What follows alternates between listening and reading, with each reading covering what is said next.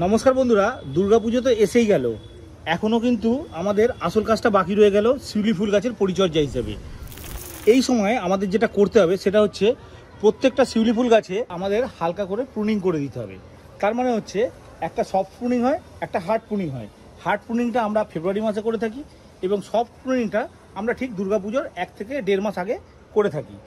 এবার আমি তোমাদেরকে দেখিয়ে দিই কীভাবে প্রুনিংটা করতে হবে। দেখো, প্রত্যেকটা ডালের অগ্রভাগ কেটে দিতে হবে।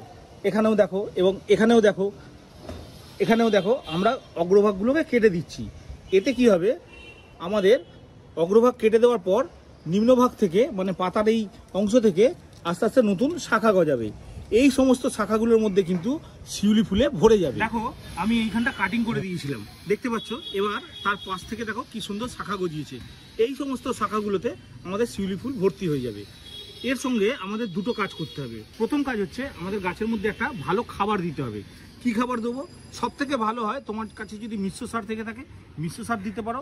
1 থেকে 2 মুঠো মিশ্র সার দিলেই এই গাছের মধ্যে খাবারের ঘাটতি সমস্ত পূর্ণ হয়ে যাবে। তার সাথে আরেকটা কাজ করতে হবে, যে কোনো একটা পিজিআর তোমাকে দিতে হবে। আমার কাছে যেরকম মিরাকুলান রয়েছে, আমি মিরাকুলান ব্যবহার করি। তোমরা চাইলে যে কোনো পিজিআর ব্যবহার করতে পারো, কোনো অসুবিধা নেই। 1 লিটার জলে 1.5 ml দিয়ে প্রত্যেক 15 দিন ছাড়া সকালবেলা স্প্রে করে দেবে। তাহলে কিন্তু দুর্গাপুজোর আগে অবশ্যই তোমার গাছে কিন্তু ফুল এসে যাবেই যাবে। গাছের গোড়া কিন্তু অবশ্যই পরিষ্কার রাখতে হবে, কোনো রকম আগাছা জন্মাতে দিলে হবে না, তাহলে আগাছারাই গাছের সমস্ত খাবার খেয়ে নেবে।